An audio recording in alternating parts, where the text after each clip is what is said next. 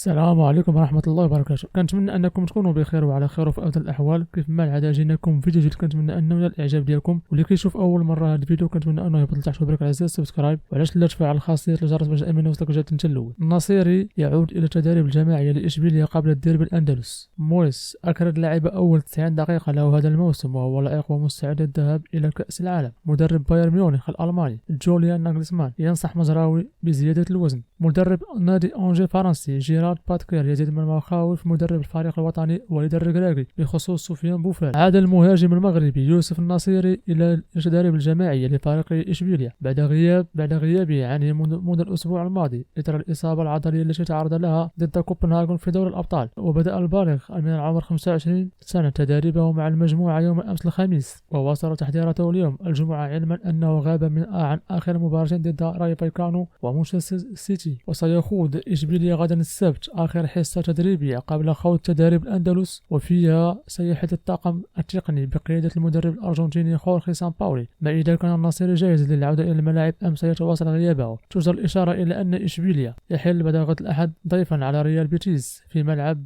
بينيتو فيا مارين برسم الجولة 13 من الدوري الإسباني. كيف ما لاحظنا بأن يوسف النصيري رجع أنه كيتدرب مع الجماعة، وهذا خبر مفرح بالنسبة للركراكي لأنه كان متخوف أن النصيري ما يكونش حاضر في كأس العالم. أكد مدرب وست هام يونايتد ديفيد مويس أن المدافع المغربي نايف أكرد أصبح جاهزا للعب مع المنتخب الوطني في كأس العالم قطر 22 بعد استعادة لياقته البدنية ومشاركته ل 90 دقيقة في انتصار فريقه على استواء بوخارست الروماني لحساب الجولة السادسة لدور المجموعات من مسابقة دور المؤتمر الأوروبي. وقال الاسكتلندي عن اللاعب المغربي أظن أن نايف قام بعمل جيد. أنا سعيد من أجل أعتقد أن هذه ستكون أول 90 دقيقة له منذ بدء الموسم الحالي، وأردف أرى أنه سيستفيد من خوض 90 دقيقة كاملة. لقد عاد الآن بالتأكيد، لكنني لا أعتقد أنه سيلعب معنا في الدور الإنجليزي الممتاز قبل فترة التوقف بسبب كأس العالم. هنا كنقول بأن المدرب كيتناقض في الكلام ديالو، يعني كيقول لك بأن نايف أكرد متواجد، يعني يراه الجاهزية يعني هي هذيك، ولكن في نفس الوقت يقول لك بأنه ما يقدرش يشارك معاهم في الدور الإنجليزي لأن الريتم طالع، يعني كيتناقض هنا في الكلام ديالو. ثم أكمل حديثه موضحا: إذا سألتني عما إذا كان لائقا ومستعدا للذهاب إلى المونديال سأقول لك نعم، فهو كذلك ونحن نجهزه فقط. يعني هنا كنقول بأن المدرب كيتناقض في الكلام ديالو، فهذا غير معقول. يحاول مدرب بايرن ميونخ الألماني جوليان ناغلسمان الاستمرار في تزهيد الدوري المغربي ناصر مزراوي ظهير ناديه، حيث يحاول المدرب البالغ من العمر 35 عام الحصول على أداء أفضل من لاعبيه لإنجاح خططه، وذلك عن طريق تقديم تعليمات هامة لكل منهم على حدة. منذ وصول لاعب أياكس السابق ناصر مزراوي أخبره مدرب هوفنهايم ولايبزيغ السابق والحالي للعملاق البافاري أن يكتسب بعض الوزن، لكن الدولي المغربي لم يفكر في أي شيء أكثر من كيفية تحسين أدائه منذ ذلك الحين. تعامل الظهير الأيمن مع هذا الجانب وهو الآن يستمتع بنتائجه كونه لاعب أساسيا أصبح ذلك من الماضي. كان لدي مشاكل بخصوص وزني، ولكن كل شيء على ما يرام الآن، قال مزراوي. في وقت سابق بعد معاناته في البداية في الانقضاض على رسميته في الفريق، أثبت مزراوي أنه يتمتع بحضور ثابت إلى جانب زميله قلب دفاع أياكس السابق ماتياس ديالاخي، تايو وباياكانو، بنيامين بافارد والفونسو ديفيس في خط الدفاع. هنا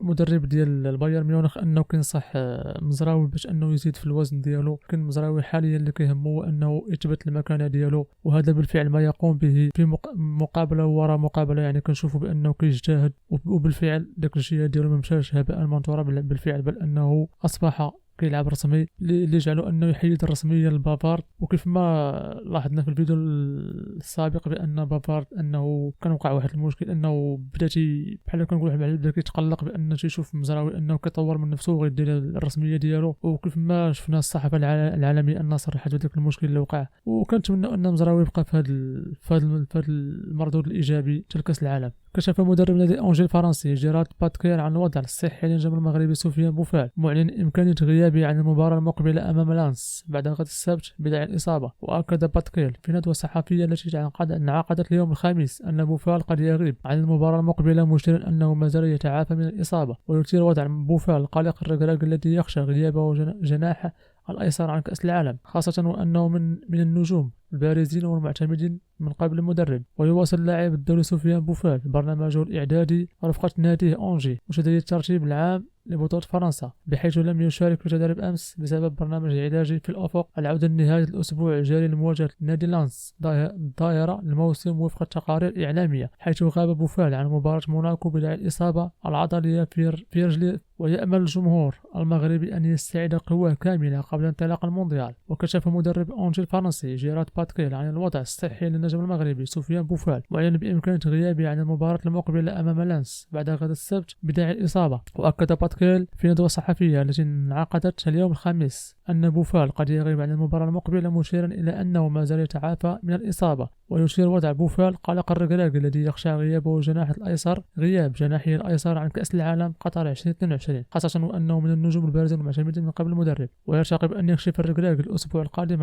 عن قائمة المنتخب المغربي النهائية لكأس العالم قطر قبل السفر إلى الإمارات لخوض ودية جورجيا. ويملك المغرب 3 لاعبين بارزين في صفوف نادي أونجي الفرنسي، لذلك سيحرص ناخب الوطني والركراكي على اصطحاب ثنائي عز الدين أوناحي وسفيان بوفال معه للنهائية كأس العالم، فيما سيؤجل البث في ملف المهاجم أمين سلامة من أجل مفاتحته للعب مع الفريق الوطني مستقبلا وتجهيزه لخوض كأس الأمم الأفريقية المقبلة بكوت ديفوار. سلامة صاحب 22 سنة سيكون من اللاعبين الذين سيعمل الركراكي على الاستعانة بخدماتهم، وهو الذي أعرب لأوناحي وبوفال مؤخرا عن رغبته في الانضمام لصفوف الفريق الوطني. ويرتقب أن يكشف الركراكي الأسبوع القادم عن قائمة المنتخب المغربي النهائية لكأس العالم قطر قبل السفر إلى الإمارات لخوض ودية جورجيا. وبهذا أستودعكم بالله، والسلام عليكم ورحمة الله وبركاته.